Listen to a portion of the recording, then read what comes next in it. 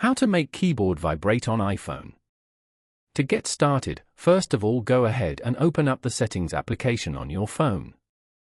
Once you're here, scroll down and tap on Sounds and Haptics. On this page, you can view and manage your phone sound and haptic settings. These settings allow users to customize both the audio feedback and physical vibrations, also known as haptics, for various actions and notifications.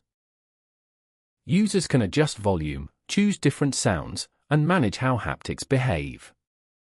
Haptics can be enabled or disabled for the keyboard, system controls, and specific alerts. Here, scroll down and go to Keyboard Feedback. From here, turn off the sound feature first. And then, turn on the haptic feature.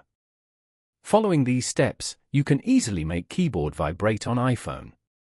Thank you for watching. Please leave a like if this tutorial helped you, or leave a comment below if you have any questions related to the video.